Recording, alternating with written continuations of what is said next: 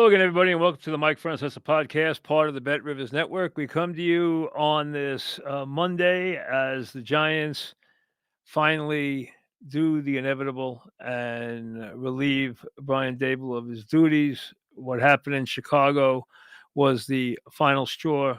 Obviously, the games have unraveled. The fourth quarter collapses. And the one thing that he was holding on with was his relationship with Jackson Dart.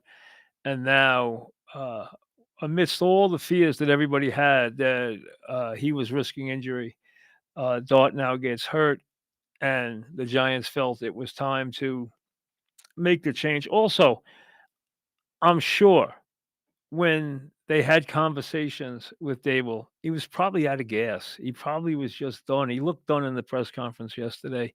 The same answer when you get the same answer week after week after week, you know what's happening.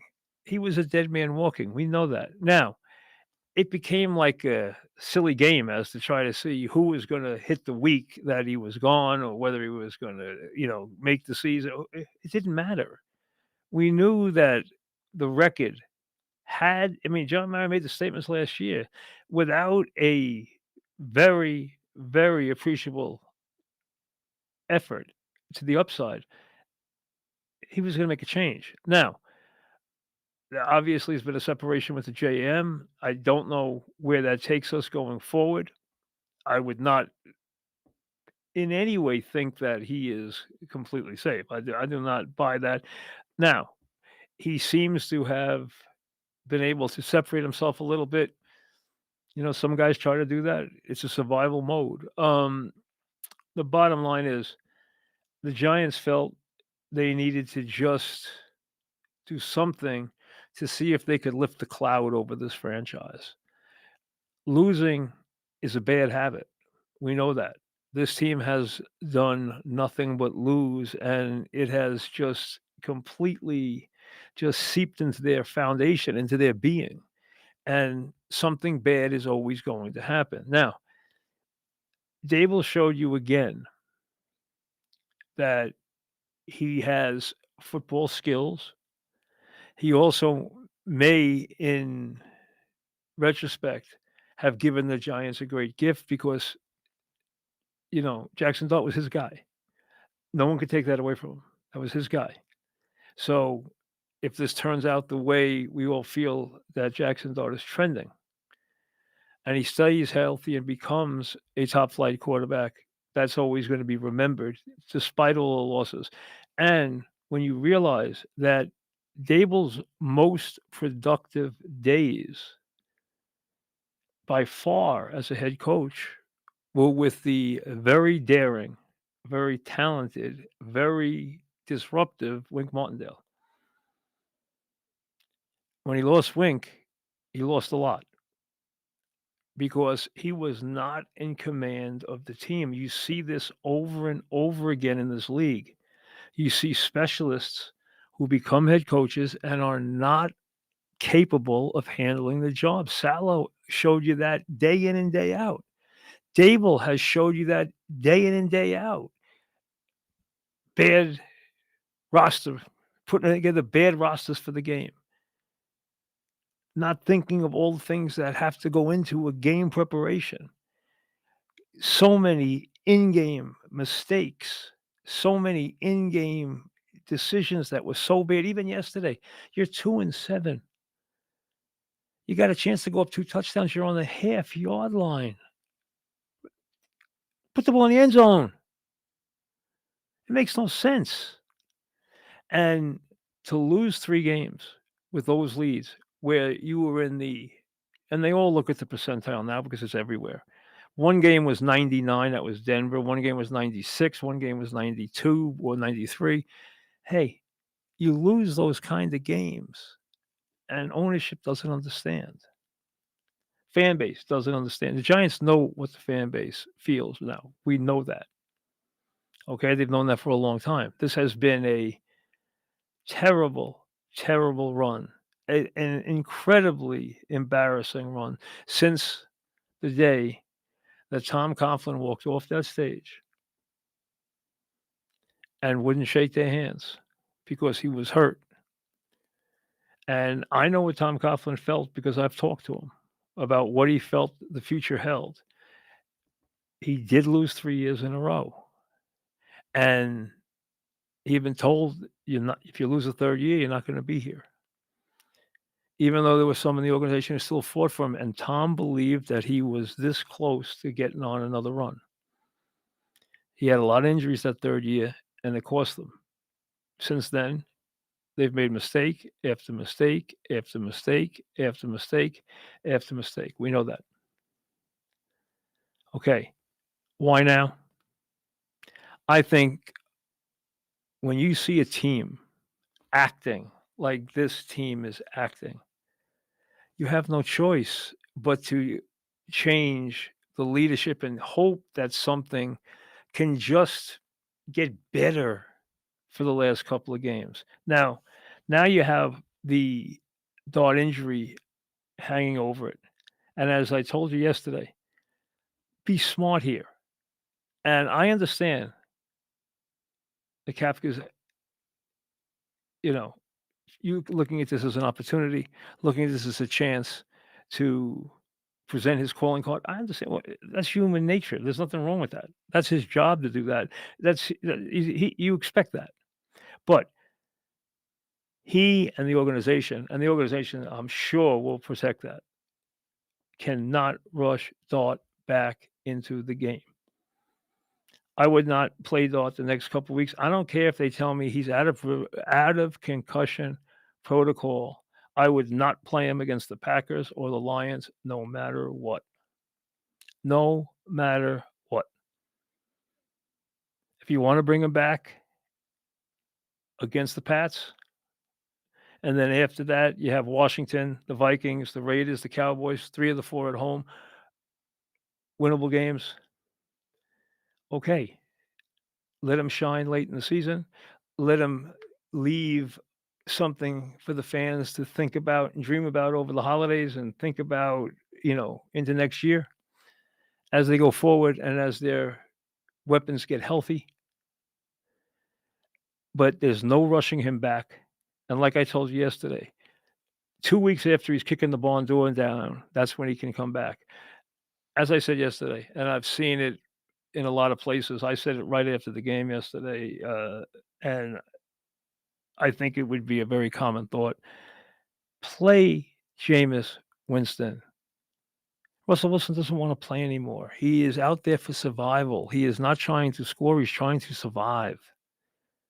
I understand that at this stage of his life. Don't put him out there anymore. Put Jameis Winston out there. Will he be good? He'll make some big plays. He'll make some exciting plays. He'll make some terrible plays. That's who Jameis Winston is. But he knows his role here. He knows that he is not the answer here. He knows what Dart is here, and he's willing to be Dart's backup and a guy who can help him along the way. And it seems like they have a very good relationship. That's a positive. Let Jameis play for a few weeks. No one thinks you're going to beat the Packers and the Lions anyway. If you do beat one of them, God bless you. If you don't, hey, fine. It doesn't matter now. Play hard. Try to win every game. And you're going to see Dart again this year, I would expect. But this is a guy who went into the concussion protocol 4 times already. And yesterday, to his credit, Daboll was the one who pointed out that he thought Dart was not right. His future was tied to that quarterback. He knew that, but he still did the right thing for the kid, and that's admirable. That is highly admirable. Not send him back in that game to try and win it if there was something wrong with him. And you know that kid, if he could have snuck back into that game, he would have done it. But give him some time to get healthy. Give him some time to rest up whatever ails him. And I'm sure there's more than just his head that's hurting right now because he has taken some nasty shots, and he took some nasty shots yesterday.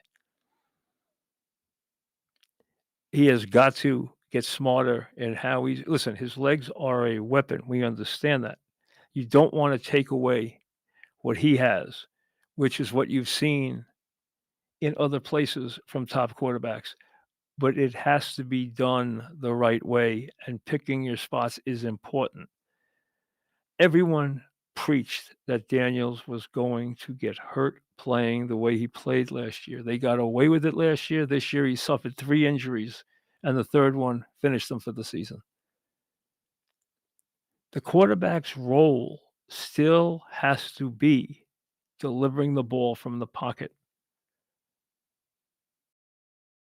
Having the ability to escape, having the ability to buy time in the pocket to make a throw, which is something Dart clearly has, is a gift. Mahomes has it. Looks like Dart has it. Having the ability to break scrimmage and make big plays and to get off schedule late in games and make daring plays on the run, great to have. But you cannot turn him in to the premier running back on the team and expect him not to get punished. You have to limit the down by down carries for a quarterback in this league, or he is not going to survive. The quarterback's job is to lead. The quarterback's job is to find a way to win the game, find a way to get his team into the end zone. That's how you measure quarterbacks. Don't give me stats. Don't give me anything else. Tell me, does he win? Does he, in the fourth quarter, drive his team to the lead? Does he get the ball in the end zone? That's what you want from a quarterback. And Dart has done that. And he has showed you that. I think Daboll probably somewhere today in all of his disappointment, and I'm sure it's immense. And let's be honest, he's seen this coming for a long time. But in all that, I'm sure there's a sense in his family and in himself, just a relief that he can finally relax. He can finally exhale. He has looked absolutely miserable. He has looked absolutely depressed the last couple of weeks. So I think from that standpoint, there's a positive. Listen, it's not all on him. It's on the general manager. It's on the roster, the roster preparation and the way the roster is put together. It's on the other coaches and it's on the players. Don't ever discount the players. And they've been poorly coached on defense. The defensive coach, I understand he's still there. It's done a terrible job. Yes, they've had injuries. Yes, they've had problems. The bottom line is when you have that much premier pass rush talent, you have to do a better job of impacting the games. And if they can't get fourth quarter pass rush, then who can? I mean, how many pass rushes do you need to get fourth quarter pass rush? This team has badly misused its talent. Now, also, it has been very unlucky. You lose your top receiver, who's a top flight receiver. You lose a kid who is turning the league on its ear in Scatterboo. Devastating injuries to both of them. Those are crippling losses. And now the quarterback. Now, I don't know how severely concussed Daboll is. I don't care. I want him to get a couple of weeks off.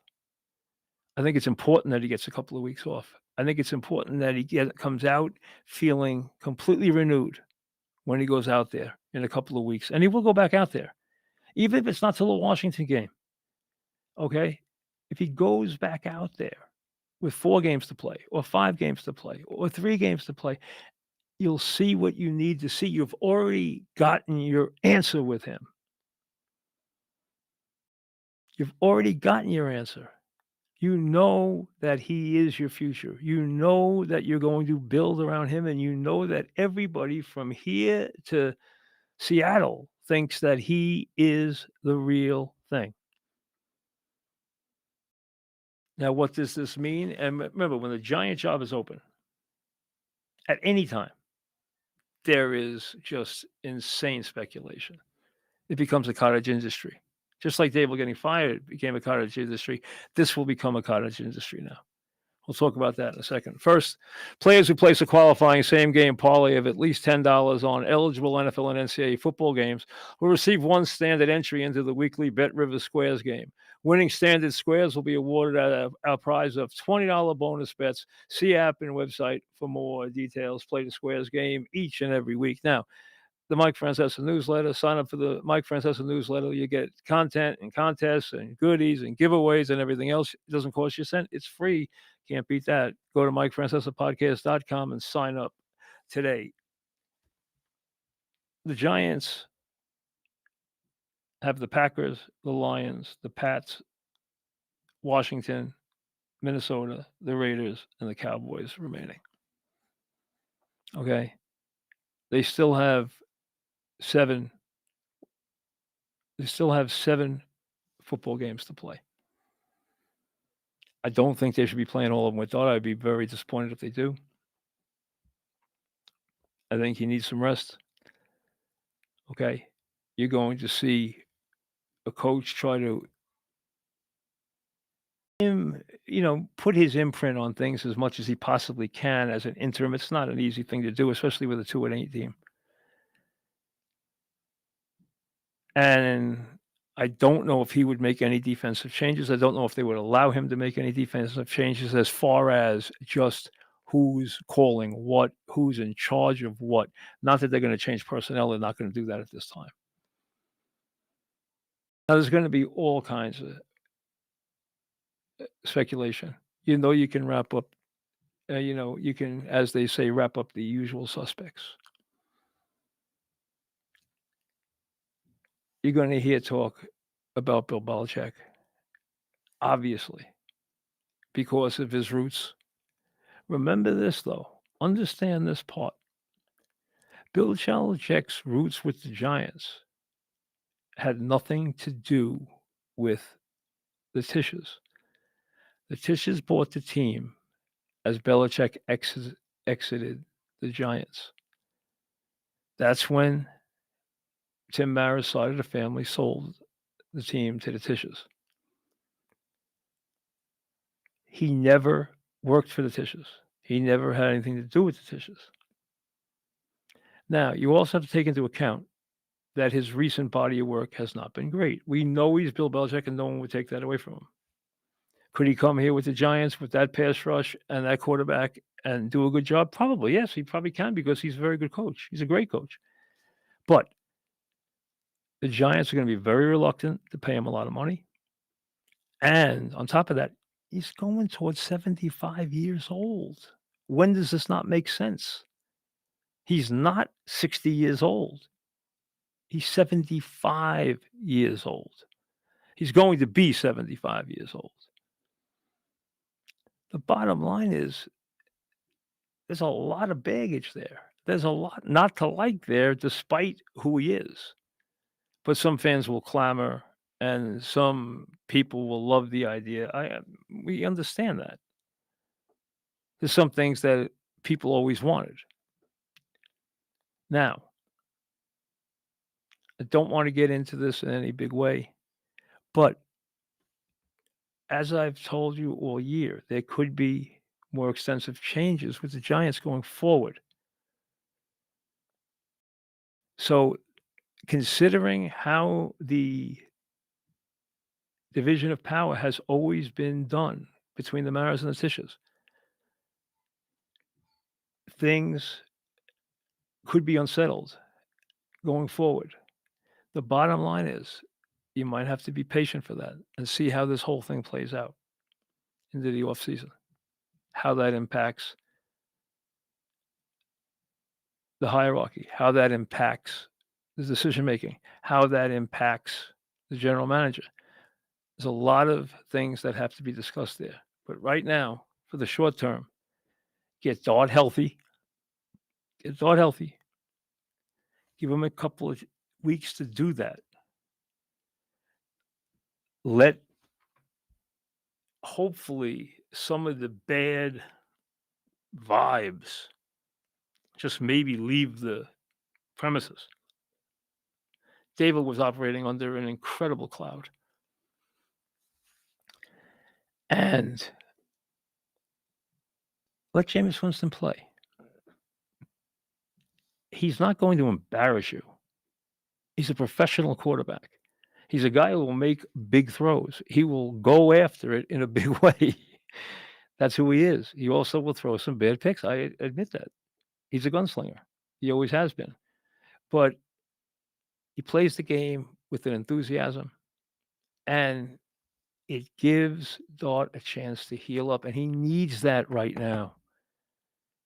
I'm not telling you to put him on ice for the rest of the season. What I'm saying is just give him a couple of weeks to heal. That's all. And let him miss the Packers and the Lions. Not the worst thing in the world. Not the worst thing by any stretch. I think it will do him a world of good the next time he steps on the field, that he doesn't feel an ache or a pain or have any fears about anything that's going on. He could just go out and play and be who he is. And we know that that is something that everyone is looking forward to see develop as the star, as the foundation, as the face of this franchise going forward for years to come.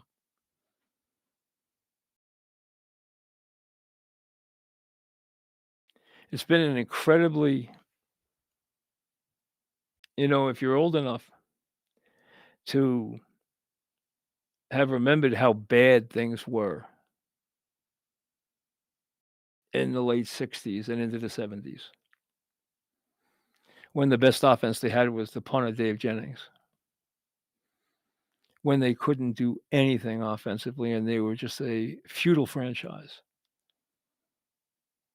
And that changed as they tabbed George Young with the help of Pete Rozelle to straighten the franchise out.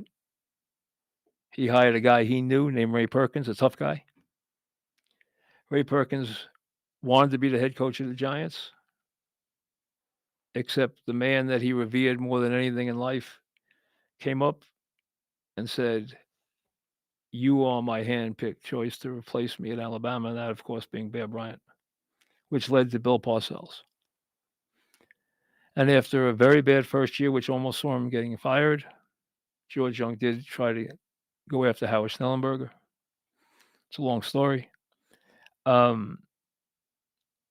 You had 8 great years that included the great Lawrence Taylor, the great Phil Simms, and all Harry Carson and Carl Banks, and all the wonderful, wonderful players who became 2-time champions in that last 7 years of the Parcells regime, which lasted 8 years. And then the Coughlin regime, which produced 2 more championships. It was a great run for the Giants. It really was. A special time. And then they've hit on times that are every bit as bad as what they went through in the 60s and 70s. Every bit as thankless, every bit as hopeless, every bit as embarrassing. Is Dart the answer? Yeah, I think he probably is. Now, it would be nice if they could land the right coach. It would be nice if they finally land on the right guy. And I don't know what they're gonna do as far as who's gonna run this franchise, as far as from a football standpoint, if they're going to change general managers, if they're gonna go forward from there, if they're gonna let a general manager get involved in the process of hiring a coach. We'll have to wait and see how this all shakes out. And like I said, there are a lot of question marks right now. And there will be tons of speculation because they're the New York Giants. They matter. They matter, obviously, in a big way when they're good. They even matter when they're bad. And right now, they're really bad. But they do have one shining light. And if that's what's left from Daboll's years, it may be a gift that keeps on giving. We'll see. You know, when you get to this stage, you do a lot of talk about people passing. Yesterday, Paul Tagliabue, as an example. People you watched come in, take power, were on the show many, many times. People we interviewed time and time and time again. Watched him do his job. You know, ably assisted by guys like Joe Brown, who had a very big hand in running the NFL in those days and did a very good job. Joe Brown, Dick Weiss, the guys who were the lieutenants that had such a big hand in the NFL in those days. Um, Lenny Wilkens passed. I think of Pat Riley's career, all the championships, all the impact. And Lenny Wilkens actually had a more superlative career. Now, Pat will be remembered because of so many titles and, his impact and his personality and his, charisma and, how dynamic a figure he was. Lenny Wilkens had a career that you can only dream about. Legendary point guard, college star, NFL star, NBA star, coaching star, great career. I mean, incredible basketball life. One you could only dream of. And if you take the time to take a look at it and take it apart, you'll say, wow, look at the stages that he went through: high school, college, the NBA, as a player, and then as a coach. Remarkable career. Classy gentleman. Very soft spoken, classy gentleman. And one of the great legendary point guards.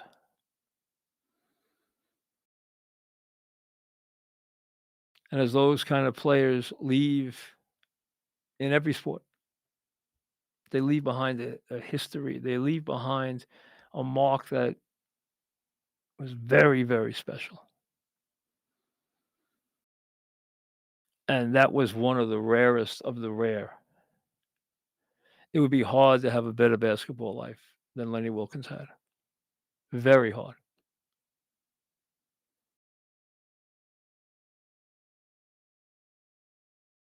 May he rest in peace. Um,